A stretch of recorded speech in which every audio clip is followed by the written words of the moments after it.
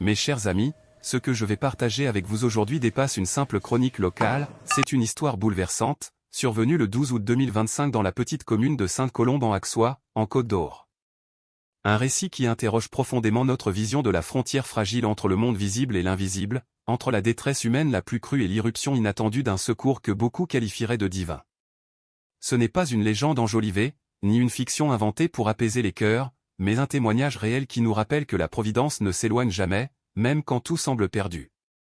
L'histoire concerne la famille Moreau, Élise, une femme de 38 ans, autrefois comptable dans une petite société, son mari Antoine, 42 ans, menuisier talentueux mais au chômage depuis 8 longs mois, et leurs 3 enfants, Emma, l'aîné de 12 ans au regard déjà trop grave pour son âge, Thomas, petit garçon de 9 ans à la joie entamée par l'angoisse, et Léa, une fillette de 4 ans dont la voix enfantine réclamait sans cesse à manger. Une famille française ordinaire, semblable à tant d'autres, mais que les coups du sort avaient plongé dans une précarité extrême.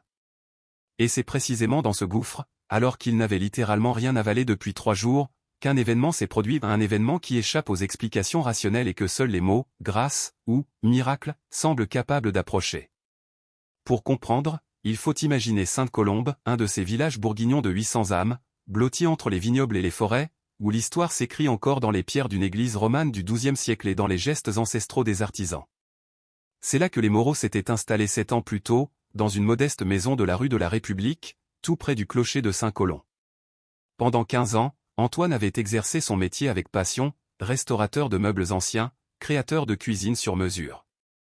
Dans son atelier aménagé dans une vieille grange familiale, il travaillait avec 2 apprentis et servait une clientèle fidèle, souvent issue de familles aisées propriétaires de résidences secondaires dans la région. Élise, diplômée en comptabilité, s'occupait des papiers et du suivi des commandes, tout en veillant sur leurs enfants. Ensemble, ils formaient un foyer stable, fier, enraciné dans le travail et la dignité. Mais à l'automne 2024, une succession de drames s'était abattue sur eux avec une brutalité impitoyable. Leur plus gros client, un promoteur immobilier parisien, avait fait faillite en laissant impayé une ardoise de 43 000 €. Puis, en janvier 2025, un incendie accidentel avait réduit en cendres l'atelier d'Antoine, détruisant machines, stocks de bois rares et outils patiemment accumulés. L'assurance, au lieu de les soutenir, avait retardé toute indemnisation, prétextant d'obscures vérifications.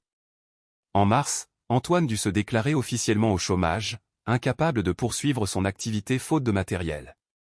Élise, courageuse, s'était lancée dans une quête d'emploi acharnée, mais à 38 ans, après cette année consacrée principalement à ses enfants, elle se heurtait à une série de refus froids et administratifs. Peu à peu, les économies fondirent, d'abord englouties par les crédits et les factures, puis complétées par la vente de la voiture, des bijoux de famille et même de meubles. En juin, il ne restait presque rien. Les allocations ne couvraient plus le strict nécessaire. Le propriétaire réclamait 3 mois de loyers impayés et menaçait d'expulsion. L'électricité et le gaz risquaient d'être coupés à tout moment. Le téléphone avait déjà cessé de fonctionner. Les enfants, eux, ressentaient confusément la gravité de la situation. Emma mentait à ses camarades pour cacher ses habits usés et ses baskets trouées, Thomas demandait pourquoi le réfrigérateur était si vide, et la petite Léa réclamait à manger d'une voix poignante qui brisait le cœur de ses parents.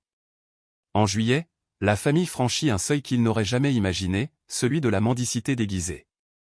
Antoine proposait ses services pour des bricolages payés quelques euros, Élise faisait du ménage clandestinement. Mais même ces revenus dérisoires ne suffisaient plus à remplir les assiettes. Les portions se réduisaient, les repas s'espaciaient, la faim commençait à peser. Le père Bernard Coutre, curé de la paroisse depuis plus de 20 ans, connaissait bien cette famille discrète, assidue à la messe du dimanche. Il remarquait leur amaigrissement, les vêtements usés, la fatigue dans les yeux des enfants. Il tenta d'aborder le sujet, mais les Moreau, fiers et dignes, refusaient d'avouer l'ampleur de leur détresse. Puis vint ce lundi 10 août 2025, qui restera pour Élise comme le premier jour des 3 plus sombres de son existence. Le matin, en ouvrant les placards de sa cuisine, elle ne trouva que quelques vestiges dérisoires, un fond de pot de confiture, 3 cuillères de farine, un sachet de tisane et une boîte de petits pois datant de plusieurs mois. Pendant qu'Antoine parcourait les fermes alentours, espérant décrocher une embauche saisonnière, elle improvisa un potage avec la conserve et la farine. Elle le servit aux enfants, le cœur serré, prétendant que c'était une ancienne recette de grand-mère. Emma, la grande fille aux yeux bruns, la regarda et dit doucement « Maman, toi tu ne manges pas ?» Élise mentit, affirmant qu'elle n'avait pas faim. En réalité, elle gardait sa portion pour Antoine, qui rentrerait épuisé et sans doute bredouille. Combien de parents, en silence, se sacrifient ainsi pour leurs enfants, dans l'ombre d'une France qui se croit encore protégée. Le lendemain, mardi 11 août, il ne restait plus rien, si ce n'est un peu de confiture et une tisane. Élise gratta le fond du pot, l'étala sur quelques croûtons retrouvés dans le congélateur et offrit ce maigre repas aux enfants. Thomas, le ventre tordu, murmura « J'ai mal ?» Léa pleurait sans comprendre ce vide qui la tenaillait. Antoine, lui, rentra humilié de sa tournée, rejeté poliment par certains employeurs, sèchement par d'autres qui lui claquèrent la porte au nez. À 42 ans, cet homme digne, qui avait toujours gagné sa vie par la sueur de son front, goûtait à l'amertume de l'exclusion. Ce soir-là, dans la cuisine vide, il baissa la tête, incapable de croiser le regard de sa femme. Ce fut le point de bascule. La nuit du 11 au 12 août, Élise pria longuement, à genoux dans la chambre des enfants endormis. Elle n'était pas une mystique, mais une femme brisée qui, face à l'impossible, confiait son désespoir à une présence invisible. Elle murmura des mots simples, « Seigneur, ne nous abandonne pas. Nous n'avons plus rien. » Dans ce cri muet, il y avait toute la détresse d'une mère, mais aussi une confiance ultime, comme un abandon entre les mains d'un père. Et c'est au matin du 12 août que l'inattendu surgit. Ce jour-là, à Sainte-Colombe, le ciel semblait avoir entendu cette prière de larmes. Ce qui se passa ensuite demeure difficile à expliquer, mais tous ceux qui en furent témoins s'accordent, quelque chose s'est produit, une intervention qui dépasse l'ordinaire, un signe qui rappelle que, même dans l'obscurité la plus totale, une lumière peut soudain jaillir. Après avoir couché les enfants, Élise et Antoine s'étaient retrouvés seuls dans leur minuscule salon plongé dans la pénombre. Les mots leur manquaient désormais pour se consoler mutuellement. Le silence pesait comme une chape de plomb, seulement interrompu par les soupirs étouffés d'Élise, qui finit par murmurer, d'une voix brisée par les larmes, « J'ai l'impression que nous coulons et que personne ne nous voit disparaître. » Antoine la serra contre lui, de toutes ses forces, mais il avait lui aussi cette sensation terrible que le sol s'effondrait sous ses pieds. La veille, ils avaient espéré trouver une solution, un travail, un signe, mais ce matin du mercredi 12 août 2025 marquait leur 3e jour sans véritable repas. Les enfants s'étaient réveillés apathiques, les joues creuses, réclamant simplement à boire plutôt qu'à manger. Élise, le cœur serré, leur avait préparé une tisane avec un peu de sucre, trouvée au fond d'une vieille boîte. C'est comme un petit déjeuner spécial, avait-elle dit, esquissant un sourire forcé qui trahissait son angoisse grandissante. Mais ce voile fragile s'était déchiré dans la matinée lorsque Thomas, 9 ans, avait eu un malaise. Rien de grave en apparence, juste un évanouissement rapide, mais suffisant pour faire trembler ses parents. Ils n'avaient pas osé appeler le médecin, redoutant d'avoir à expliquer la vérité honteuse de leur situation. Emma, la plus âgée, avait perçu plus clairement que les autres la gravité de l'instant. D'une voix tremblante, elle avait osé poser la question que ses parents redoutaient plus que tout, « Maman, pourquoi on n'a plus rien à manger? Qu'est-ce qui va nous arriver? Est-ce qu'on va mourir de faim ?» Ces mots innocents avaient frappé Élise comme un coup de poignard. Alors, dans un élan de courage mêlé d'humiliation, elle avait pris une décision douloureuse, mettre de côté sa fierté et aller frapper à la porte du presbytère. « Mes enfants passent avant mon orgueil », se dit-elle en les préparant pour cette démarche qui lui coûtait plus que tout. À 14 heures précises, Élise Moreau franchit la grille du presbytère de Saint-Colomban-Auxois, tenant fermement la main de ses 3 enfants. Jamais, en 38 ans d'existence, elle n'avait demandé d'aide à quiconque. Ses jambes tremblaient, sa gorge se serrait. À ses côtés, Emma marchait droite, protégeant instinctivement ses 2 petits frères. Thomas, encore faible, avançait en silence, tandis que Léa, 4 ans, s'accrochait à la robe de sa mère avec cette gravité inhabituelle des enfants qui pressentent la détresse. Le père Bernard Coutréau, prêtre de la paroisse depuis plus de 22 ans, venait de terminer sa sieste quand la sonnette retentit. Il n'était pas homme à se laisser surprendre par le désarroi des gens, son ministère l'avait forgé à reconnaître la détresse même lorsqu'elle était soigneusement dissimulée. En ouvrant la porte et en découvrant le visage d'Élise, il comprit immédiatement que cette famille vivait une épreuve extrême. « Mon père » commença-t-elle d'une voix tremblante qu'elle s'efforçait de garder ferme. « Nous n'avons plus rien à manger depuis 3 jours. Mes enfants ont faim et je ne sais plus vers qui me tourner. » Ces paroles, prononcées dans l'entrée modeste du presbytère, résonnaient comme un aveu d'échec pour cette femme qui avait toujours tout fait pour subvenir aux besoins de sa famille. Sans hésiter, le père Coutréau fit entrer la famille dans son petit salon. Le regard discret mais attentif, il observa les enfants, Emma, pâle et amaigrie, tenant protectrice son frère et sa sœur, Thomas, se tenant parfois le ventre en silence, la petite Léa, le visage grave, cramponnée à sa mère. Le prêtre comprit qu'il ne s'agissait pas d'une inquiétude passagère mais d'une urgence vitale. « Madame Moreau, vous avez eu raison de venir, dit-il avec douceur. Personne ne doit affronter seul de telles difficultés. » Il se rendit aussitôt dans sa cuisine et revint avec un plateau de biscuits secs et de lait. « Servez-vous, mes petits, dit-il, en leur tendant l'assiette. La façon dont les enfants se jetèrent sur ces aliments simples confirma brutalement ses craintes. Alors Élise, les larmes aux yeux, raconta toute leur descente aux enfers, la faillite du gros client qui avait précipité la fermeture de l'atelier, l'incendie qui avait détruit les derniers espoirs de relance, le chômage d'Antoine, l'épuisement des économies, la vente progressive de leurs biens, les factures impayées, la menace d'expulsion qui planait. « Nous avons toujours été des gens honnêtes, dit-elle d'une voix étranglée. Antoine a travaillé toute sa vie. J'ai élevé mes enfants avec de bonnes valeurs, et aujourd'hui, j'ai l'impression que nous sommes punis sans savoir pourquoi. » Le père Coutréau l'écoutait avec une attention grave. Il savait la force qu'il fallait à une mère pour franchir ce seuil et déposer son fardeau. Après un silence, il prononça son prénom d'une voix apaisante, « Élise, vous n'êtes pas seule. La paroisse a un petit budget d'entraide, et je vais vous aider immédiatement. » Il ouvrit un tiroir et en sortit une enveloppe contenant 200 €. C'est l'argent des quêtes spéciales, réservé aux urgences comme la vôtre. Prenez-le sans honte, il est fait pour cela. Élise voulut protester, mais le prêtre la coupa, accepter de l'aide n'est pas une humiliation, c'est reconnaître que nous avons besoin les uns des autres. Même Jésus a accepté l'hospitalité et la générosité de ses amis. Mais le père Coutréau savait que cet argent, providentiel sur le moment, ne résoudrait pas tout. « Je vais appeler quelques paroissiens, » ajouta-t-il. « Peut-être que certains pourront aider Antoine à trouver du travail ou vous soutenir davantage. Mais en attendant, vous devez nourrir vos enfants. Allez dès maintenant faire des courses et revenez demain. Nous organiserons une aide plus durable. » Élise prit l'enveloppe en pleurant, secouée par un mélange de honte et de gratitude. « Mon père, je ne sais pas comment vous remercier. Nous vous rembourserons dès que possible. » Le prêtre secoua la tête. « Ne pensez pas au remboursement. Concentrez-vous sur vos enfants, reconstruisez petit à petit. Et gardez confiance. J'ai 64 ans, 40 années de sacerdoce, et j'ai vu bien des familles traverser l'épreuve. Il y a toujours une issue, même lorsqu'on croit qu'elle n'existe pas. » En quittant le presbytère, Élise tenait ses 3 enfants d'une main et l'enveloppe de l'autre. Elle ne savait pas encore que ce geste, fait dans l'humilité et le courage, allait déclencher une chaîne d'événements dépassant tout ce qu'elle pouvait imaginer. Car souvent, c'est dans nos moments de plus grande faiblesse que se préparent les grâces les plus puissantes.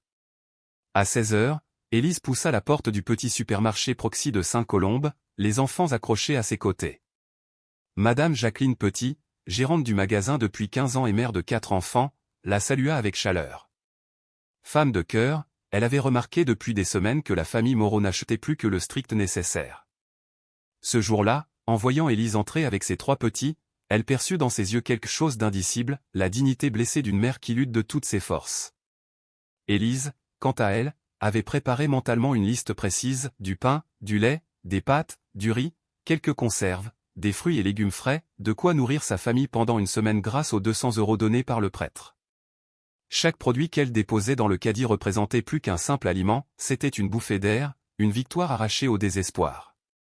Les enfants suivaient la scène avec un mélange d'excitation et de soulagement, redécouvrant la joie simple de choisir une pomme, un paquet de biscuits, un yaourt.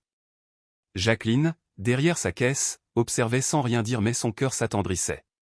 Elle se promit intérieurement de ne pas laisser cette famille replonger dans l'ombre. Car parfois, la Providence se sert d'une main tendue, d'un regard bienveillant, pour changer le destin d'une maison entière. Ce soir-là, autour d'une table modestement garnie mais abondante en comparaison des jours précédents, Élise vit ses enfants manger à leur faim. Antoine, silencieux, posa une main sur celle de sa femme et lui dit d'une voix émue, « Tu as eu le courage de faire ce que je n'aurais pas osé. Tu nous as sauvés. » Et dans ses yeux brillait une gratitude infinie. Il ne le savait pas encore, mais ce 12 août 2025 marquait le début d'un chemin inattendu, celui de la solidarité, de la foi retrouvée et de la découverte bouleversante que, même au plus profond de la détresse, il existe toujours une main tendue, une lumière, une grâce. Les enfants, après 3 jours de privation extrême, regardaient les rayons du supermarché avec des yeux écarquillés, comme si un monde nouveau s'ouvrait devant eux. Pour eux, cette abondance de couleurs, de formes et d'odeurs semblait irréelle. Thomas, la voix hésitante et presque coupable, osa demander « Maman, on peut prendre des yaourts ?» Emma, à ses côtés, ajouta aussitôt avec un mélange de timidité et d'espoir, « Et des pommes, maman, s'il te plaît ?» La petite Léa, encore incapable de formuler de longues phrases, fixait obstinément l'étagère des biscuits et murmurait d'une voix suppliante, « Gâteau, maman, gâteau !» Ces mots, si simples, serrèrent le cœur d'Élise. Elle prit conscience, une fois de plus, de la misère dans laquelle ils étaient tombés, au point que ses enfants considéraient des aliments basiques comme des trésors lointains. Alors qu'elle avançait lentement dans les allées, son chariot grinçant devant elle, Élise faisait ses choix avec un soin presque douloureux. Chaque article pris était examiné, pesé, comparé, puis rangé avec méthode, comme si la moindre erreur pouvait mettre en péril leur fragile équilibre. Elle vérifiait toujours les prix, optant sans hésiter pour les marques les moins chères, évitant tout produit superflu. Aux yeux d'un observateur extérieur, cette mère semblait accomplir une tâche banale. Pourtant, quiconque la regardait attentivement pouvait percevoir la noblesse silencieuse de ce combat quotidien, la manière presque sacrée dont elle transformait chaque euro en survie pour les siens. Arrivée à la caisse, Élise vida consciencieusement son chariot, alignant ses articles sur le tapis roulant. Madame Petit, la caissière du quartier qu'elle connaissait de vue, les accueillit avec un sourire bienveillant et, pour alléger l'atmosphère, engagea la conversation avec les enfants. « Alors Thomas, ça va l'école ? Et toi, Emma, en quelle classe es-tu maintenant ?» Ces questions simples suffisaient à faire briller leur visage. Pendant ce temps, Élise, les mains tremblantes, se concentrait sur l'écran de la caisse. Chaque bip de l'appareil résonnait en elle comme un coup de marteau, rappel brutal de leur précarité. Les chiffres grimpaient inexorablement, 47 €, puis 73 €, 95 €, 128 €. Lorsqu'ils atteignirent 150 €, un voile d'angoisse l'envahit. Elle avait pourtant pris soin de limiter ses choix au strict nécessaire. Comment la somme pouvait-elle s'élever si vite ? Finalement, le total s'arrêta à 187,45 €. Son souffle se coupa. Elle savait qu'avec les 200 € donnés par le père Courtre, elle pourrait payer, mais il ne lui resterait presque rien, seulement quelques centimes pour les imprévus de la semaine. Avec un courage mêlé de honte, elle sortit de son sac une enveloppe froissée contenant les précieux billets, sous le regard attentif de ses enfants et de la caissière. Mais c'est alors qu'un événement inexplicable se produisit. Madame Petit fronça les sourcils devant l'écran, c'est étrange. Ma machine indique 72,45 € au lieu de 187,45 €. Pensant à une erreur technique, elle reprit méthodiquement chaque article, les passa à nouveau sous le scanner, vérifia une seconde fois, puis une troisième. Le résultat resta identique, 72,45 €.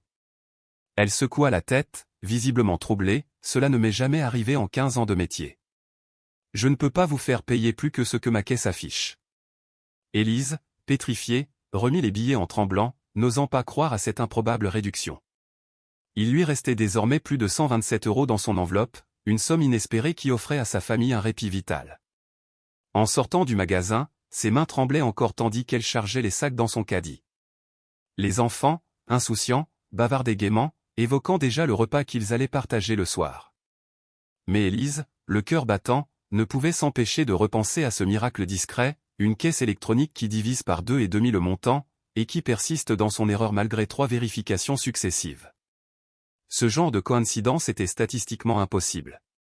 Pourtant, le mystère ne s'arrêtait pas là. Une fois arrivée à la maison, en vidant ses sacs, elle découvrit avec stupeur plusieurs articles qu'elle était certaine de ne pas avoir choisis, une bouteille d'huile d'olive, un paquet de fromage râpé, une tablette de chocolat, et même de petits pots pour bébé, luxe oublié depuis longtemps. D'abord, elle crut que les enfants les avaient glissés en douce, mais tous nièrent avec sincérité. Étalant le tout sur la table de la cuisine, elle réalisa qu'il y avait là pour plus de 50 € de provisions supplémentaires. Son esprit hésitait entre l'incrédulité et la gratitude. Quelque chose d'extraordinaire s'était produit, elle en était certaine. Et ce n'était que le commencement. Ce soir-là, mercredi 12 août, à 19h30, la famille Moreau s'installa autour de la table pour son premier vrai repas depuis 3 jours.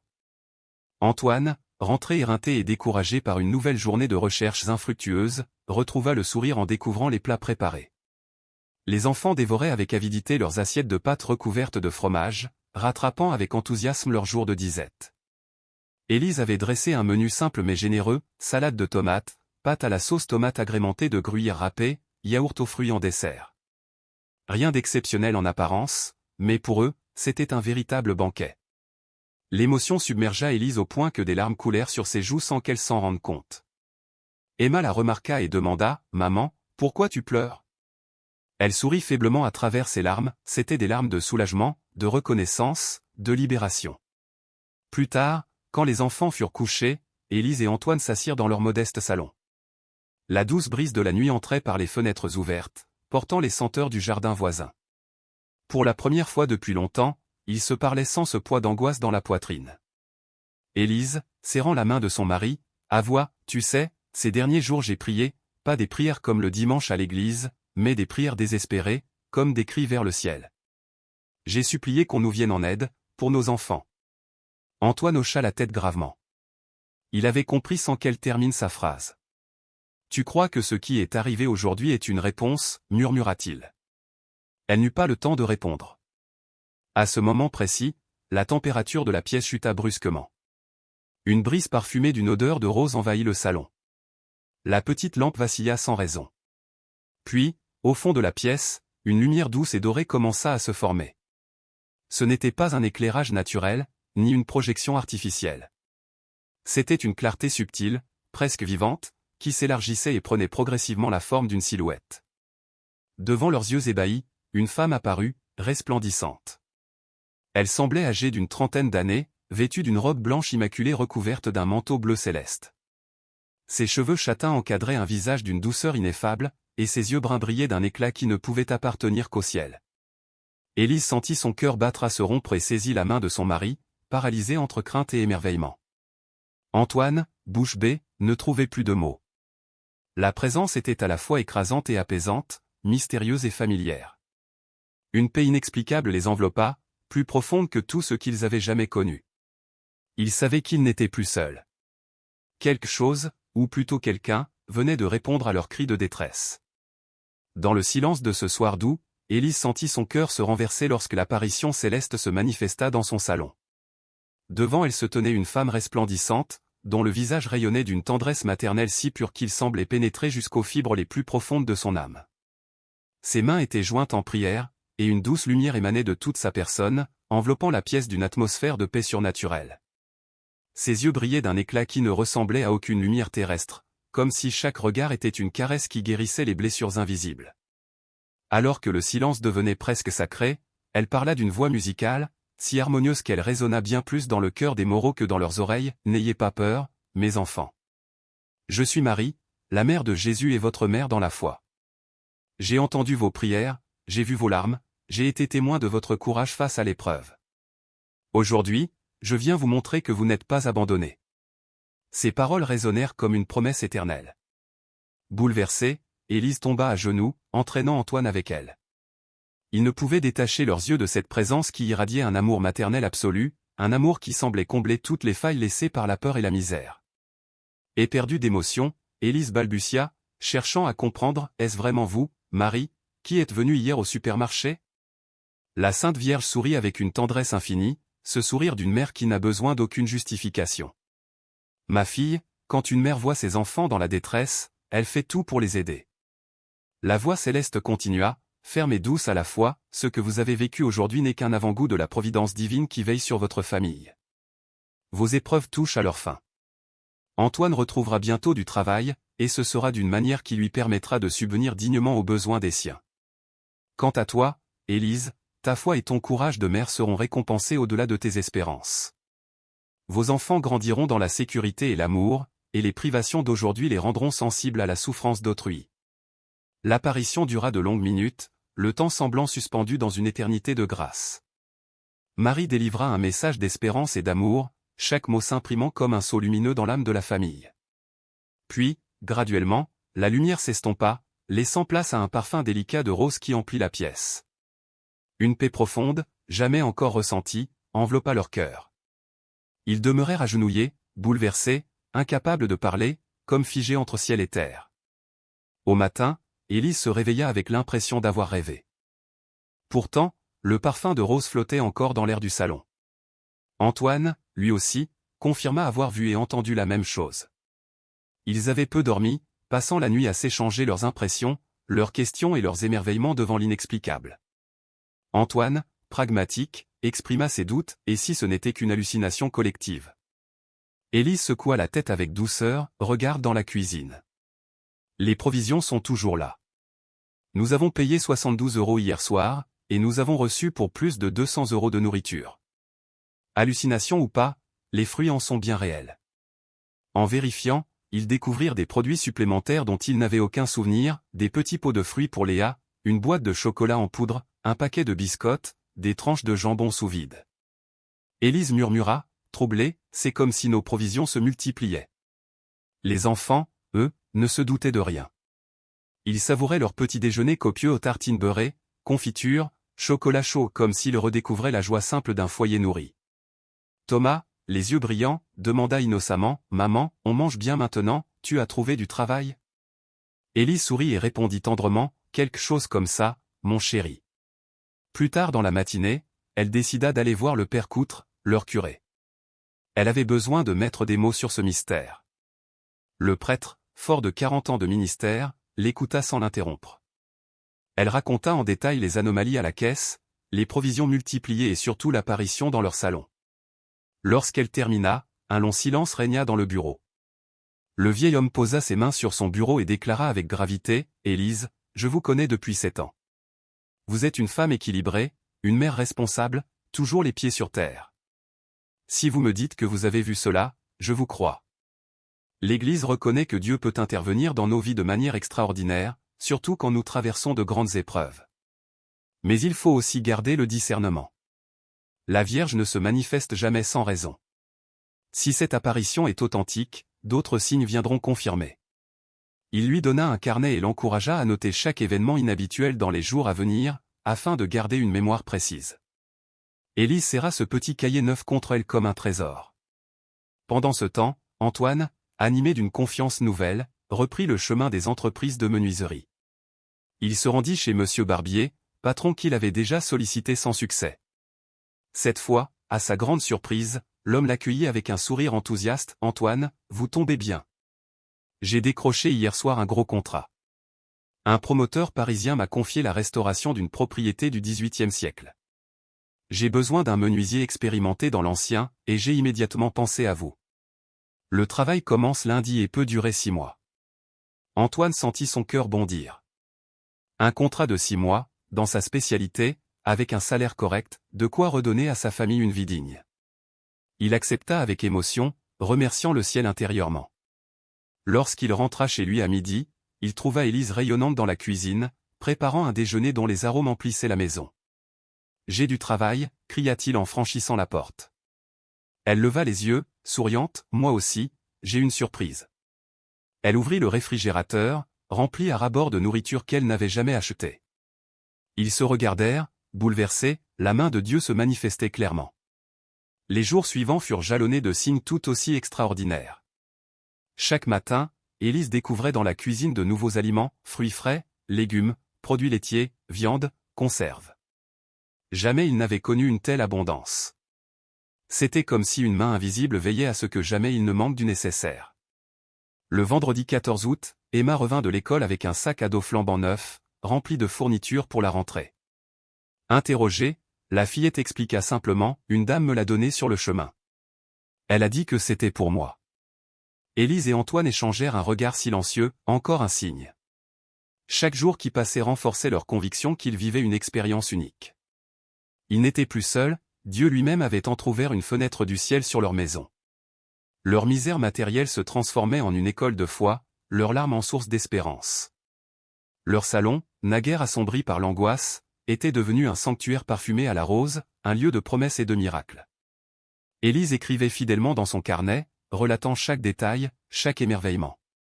Elle notait aussi la transformation intérieure qui se produisait en elle, une paix durable, une force nouvelle pour affronter l'avenir.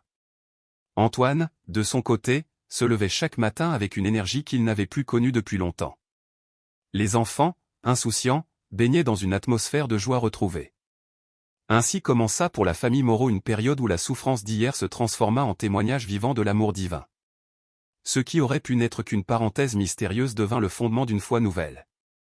Ils comprirent que la providence ne se limite pas à un miracle unique, mais qu'elle se déploie dans la continuité, dans les signes quotidiens qui confirment que Dieu veille, et que Marie, comme une mère fidèle, n'abandonne jamais ses enfants. Dans la petite commune de Sainte-Colombe, au cœur de la Bourgogne, la famille Moreau vivait depuis des mois une existence marquée par l'angoisse et la privation. Mais tout bascula un été, lorsqu'ils commencèrent à être témoins d'événements qui dépassaient tout entendement rationnel. Cela commença par des gestes mystérieux et pleins de tendresse, dont la source semblait venir d'une présence invisible, mais pourtant si réelle. Un jour, leur fille aînée, Emma, rentra de l'école bouleversée. Elle affirma avoir rencontré, sur le chemin, une dame douce et lumineuse qui s'était présentée sous le nom de Marie. Cette mystérieuse visiteuse lui avait dit vouloir que la fillette ait tout ce qu'il fallait pour bien étudier. Élise et Antoine, ses parents, s'étaient regardés avec incrédulité, ils savaient pertinemment qu'aucune femme du nom de Marie ne vivait sur l'itinéraire habituel entre l'école et leur maison. Et pourtant, Emma répétait son récit avec une conviction telle qu'il semblait difficile de douter de sa sincérité. Peu après, leur fils Thomas, en rentrant de chez un camarade, découvrit sur son bureau une pile de livres neufs correspondant exactement à la liste de lecture imposée pour l'été par son professeur. Intrigué mais heureux, il montra à ses parents le petit mot délicatement glissé entre les pages, pour Thomas, avec toute ma tendresse. Marie. L'écriture était fine, élégante, tracée à l'encre dorée qui, sous la lumière, brillait comme si chaque lettre avait été caressée par un rayon du ciel. Antoine et Élise restèrent interdits. Comment expliquer cela? Mais la surprise la plus bouleversante survint lors d'un repas du soir. La petite Léa, âgée de seulement 4 ans, déclara d'une voix limpide, « Maman, la jolie dame en bleu est venue dans ma chambre. Elle m'a dit qu'elle nous aimait très fort et qu'elle veillait sur nous. Elle sentait les fleurs, et il y avait de la lumière tout autour d'elle. » Le cœur d'Élise se serra. La description de la fillette correspondait en tout point à l'apparition qu'elle et son mari avaient contemplée quelques jours plus tôt dans leur salon, cette mystérieuse vision de la Vierge Marie qui les avait bouleversés au plus profond de leur âme. Le samedi 15 août, jour de la fête de l'Assomption, la famille Moreau se rendit ensemble à la messe de 10 heures, célébrée dans la petite église Saint-Colomban. Le père Coutre, animé d'une ferveur toute particulière, prêcha ce matin-là sur la proximité de Marie avec les familles en détresse. Élise et Antoine, transfigurés, rayonnaient d'une joie nouvelle. Leur bonheur était si évident que plusieurs paroissiens s'en émerveillèrent. Les enfants eux-mêmes semblaient transformés, comme si un feu intérieur les avait rendus plus lumineux. À la sortie, Madame Sylvie Dumont, ancienne institutrice à la retraite, s'approcha d'Élisée, les yeux brillants, lui remit une enveloppe contenant 500 €.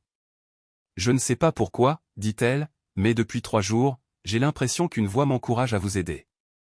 Cette nuit encore, j'ai rêvé d'une dame magnifique qui me répétait de vous donner cet argent pour vos enfants. » Touchée aux larmes, Élise accepta ce don inattendu. Et ce ne fut que le début, d'autres paroissiens, comme mus par un souffle invisible, s'approchèrent spontanément. Jean-Pierre Leblanc, retraité de l'équipement, proposa de prêter à Antoine tous ses outils de menuiserie afin qu'il puisse relancer son métier. Françoise Martin, mère de famille au cœur généreux, offrit à Élise de garder les enfants si jamais elle souhaitait reprendre un travail. « C'est étrange, avoua-t-elle, mais j'ai l'impression que quelqu'un me demande de vous aider. » Le lendemain, dimanche 16 août, vers 6 heures du matin, la famille fut éveillée par un parfum de rose d'une intensité extraordinaire qui emplit toute la maison. En descendant dans le salon, ils découvrirent, bouleversés, la Sainte Vierge qui les attendait. Cette fois, elle ne resta pas immobile, elle s'approcha de chacun d'eux avec une tendresse maternelle indescriptible. Sa voix, douce et mélodieuse, résonna dans leur cœur, « Mes chers enfants, vous avez gardé la foi au cœur de l'épreuve. Vous avez protégé l'unité de votre famille. Vous avez préféré l'amour de vos enfants à votre orgueil. Pour cela, vous êtes bénis. » Elle posa la main sur la tête de chacun, et une paix profonde, inconnue jusque-là, les envahit comme une lumière chaude pénétrant leur être. Puis elle s'adressa à Antoine, « Toi, père de famille, tu prospéreras dans ton nouveau travail. Tes mains habiles nourriront non seulement ta maison, mais viendront aussi en aide à d'autres artisans en difficulté. Tu ouvriras une école pour transmettre ton savoir aux jeunes sans emploi. » Antoine, bouleversé, sentit des larmes ruisseler sur ses joues. Puis elle se tourna vers Élise, « Ton courage et ta foi feront de toi un exemple pour de nombreuses femmes. Tu créeras une association d'entraide pour les familles en détresse et tu aideras personnellement des centaines de personnes à retrouver leur dignité. Élise, tremblante, joignit les mains, submergée par l'incrédulité et l'espérance mêlées. Enfin, Marie se pencha vers les enfants. Sa voix se fit encore plus douce. Emma, Thomas, Léa, vous grandirez dans l'amour et la sécurité. Ce que vous avez vécu ces derniers jours vous rendra sensible à la souffrance d'autrui et fera de vous des adultes généreux et compatissants. Votre famille sera un signe vivant que l'amour de Dieu n'abandonne jamais ses enfants. Avant de disparaître, elle ajouta, ce que vous avez reçu, partagez-le. Ce que vous avez vécu, témoignez-en. Votre histoire donnera espoir à d'innombrables familles dans la détresse. Je serai toujours près de vous. Puis sa silhouette lumineuse s'évanouit doucement, laissant derrière elle une atmosphère de grâce indicible. 5 années passèrent. Les événements miraculeux d'août 2025 avaient laissé une empreinte irréversible. La vie des Moreau se transforma de façon profonde et durable, rayonnant bien au-delà des frontières de Sainte-Colombe. Antoine, reprenant son métier avec une passion nouvelle, fonda une petite entreprise baptisée Moraine, spécialisée dans la restauration du mobilier ancien et la mise en valeur du patrimoine artisanal régional. En quelques années, sa réputation s'étendit au-delà de la Bourgogne. Il forma une équipe de 8 artisans qualifiés, tous animés par la même exigence de qualité et de beauté. Mais plus encore que cette réussite matérielle, Antoine se consacra à la transmission. Fidèle aux paroles de la Vierge, il ouvrit une école de formation accueillant chaque année une cinquantaine de jeunes chômeurs de longue durée. Dans ce lieu, ces jeunes retrouvaient non seulement un métier, mais aussi la confiance et la dignité. Grâce au travail du bois, ils apprenaient la patience, la précision et l'amour des choses bien faites. Pour beaucoup d'entre eux, c'était une seconde naissance. Antoine ne se limita pas à l'enseignement technique. Il organisa des ateliers communautaires ouverts à tous, où il partageait son savoir-faire, mais aussi ses valeurs humaines de solidarité, de persévérance et d'humilité. Chaque semaine, ces rencontres devinrent un rendez-vous attendu, un lieu où se mêlaient générations et horizons différents, où chacun retrouvait le goût de la fraternité. De son côté, Élise, fidèle à l'appel reçu ce matin d'août, créa l'association Famille Espérance. Cette œuvre d'entraide, soutenue par des aides publiques et des dons privés, accompagne chaque année plus de 300 familles dans toute la région. Élise et ses bénévoles ne se contentent pas d'apporter de la nourriture ou des aides financières, ils redonnent confiance, rétablissent la dignité. Des ateliers de cuisine, des groupes de parole, des permanences administratives, des activités pour enfants, tout est pensé pour que les familles reprennent leur vie en main. Ainsi, de la détresse initiale était née une fécondité insoupçonnée. L'apparition de Marie n'avait pas seulement sauvé la famille Moreau, elle avait ouvert une source intarissable de solidarité et d'espérance pour toute une région. Désormais, lorsqu'on évoque à Sainte-Colombe le miracle de 2025, ce n'est pas seulement d'une vision lumineuse dont on parle, mais d'un élan de vie qui a redonné force, dignité et avenir à des centaines d'hommes, de femmes et d'enfants. Le retentissement social considérable des événements entourant la famille Moreau ne tarda pas à attirer l'attention des médias, d'abord locaux puis nationaux. Plusieurs chaînes régionales et nationales diffusèrent des reportages documentaires saisissants, mettant en lumière la réalité souvent invisible, ignorée ou volontairement occultée de la pauvreté en milieu rural.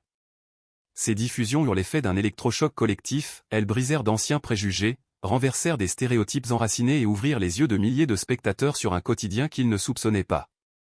On découvrit, derrière les paysages bucoliques de Bourgogne, des familles comme celle des Moreau, frappées par la précarité la plus brutale, mais capables d'un courage et d'une dignité bouleversants.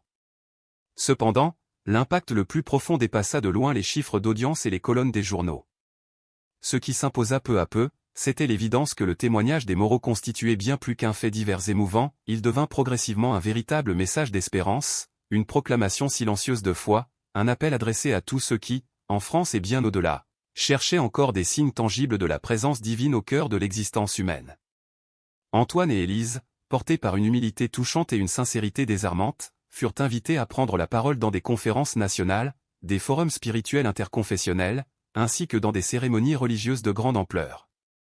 Partout, ils racontaient leur histoire, sans fioritures, sans mise en scène, avec la simplicité des âmes qui n'ont rien à prouver et qui savent que la vérité de leur vécu suffit à bouleverser.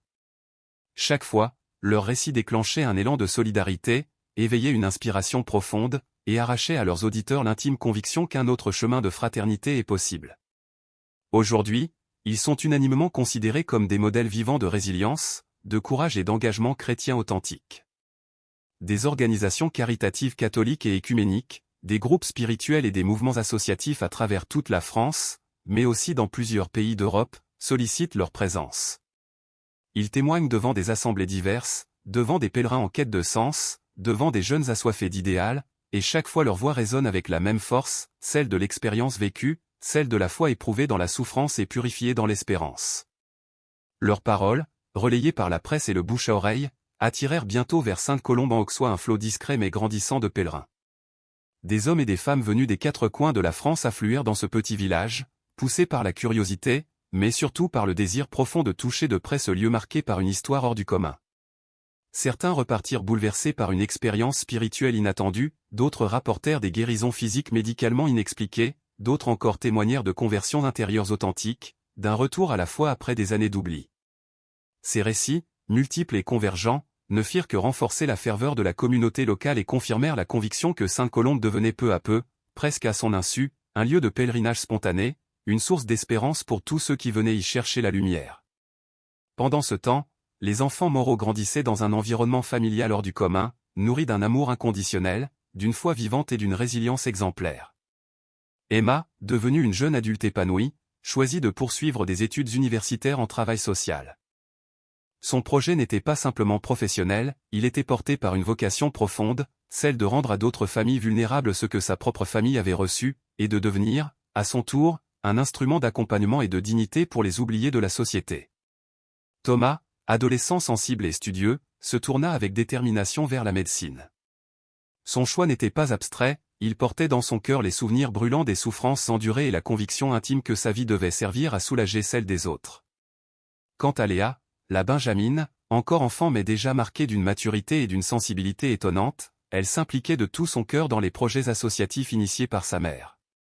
Sa joie juvénile, sa générosité spontanée, son énergie inépuisable apportaient à chaque initiative la fraîcheur d'un enthousiasme contagieux. Le père Bernard Coutre, qui avait accompagné la famille dans ses épreuves et observé de près ses transformations extraordinaires, entreprit de rédiger un rapport détaillé. Il y consigna avec rigueur l'ensemble des phénomènes mystiques constatés, ainsi que les changements humains et spirituels observés. Ce rapport, précis et documenté, fut transmis à l'évêché de Dijon. L'Église catholique française, consciente de l'importance d'un tel témoignage collectif, engagea une étude canonique approfondie et méthodique, afin de discerner la portée spirituelle de ces événements et de les situer dans la lumière de la foi. Ce dossier exceptionnel rappelle avec force une vérité que la modernité a parfois tendance à oublier, malgré les avancées scientifiques et technologiques de notre époque, certains mystères de l'existence échappent encore à toute explication rationnelle. La providence divine agit, silencieuse mais efficace, souvent à travers de petites actions apparemment insignifiantes, des rencontres providentielles, ou des élans de solidarité fraternelle qui bouleversent des existences entières. Le témoignage bouleversant des Moreau nous interpelle directement. Il nous renvoie à notre propre responsabilité, personnelle et collective, dans l'exercice quotidien de l'entraide. Il nous invite à cultiver la compassion fraternelle, à pratiquer la générosité désintéressée, à incarner une foi agissante. Ces vertus ne sont pas de simples idéaux, elles sont les piliers nécessaires à l'édification patiente d'une société vraiment humaine, juste et fraternelle. Ce récit, par sa sincérité et son authenticité, brille comme un phare dans la nuit parfois sombre de notre monde contemporain. Il nous montre concrètement que l'amour vrai, la foi vivante et la solidarité fraternelle possèdent une puissance transformatrice qui surpasse toutes les épreuves. Les miracles ne sont pas relégués aux récits du passé ou aux légendes anciennes, ils surgissent encore, discrets mais réels, dans le cœur de ceux qui croient et qui agissent. Cette histoire nous exhorte à ouvrir les yeux et le cœur à la grâce divine qui travaille en permanence dans nos vies. Parfois elle se déploie dans un silence imperceptible, parfois elle éclate dans des transformations visibles, mais toujours elle agit avec une puissance qui dépasse nos schémas. L'invitation qui nous est faite est claire, partager cette histoire, la transmettre autour de nous, afin qu'elle touche et transforme d'autres existences. Car même au cœur de la nuit la plus obscure, une lumière ne cesse de briller pour ceux qui gardent confiance. Que le témoignage courageux et exemplaire de la famille Moreau soit, pour chacun de nous, un appel à renouveler notre confiance et à nous engager concrètement. Chacun, selon ses moyens et ses possibilités, peut devenir à son tour une source de grâce, de réconfort et d'espérance pour ceux qui l'entourent. Dans un monde souvent marqué par l'indifférence, ce récit nous rappelle que nous avons tous la capacité de faire surgir, au milieu de nos quotidiens ordinaires, la puissance extraordinaire de l'amour et de la foi.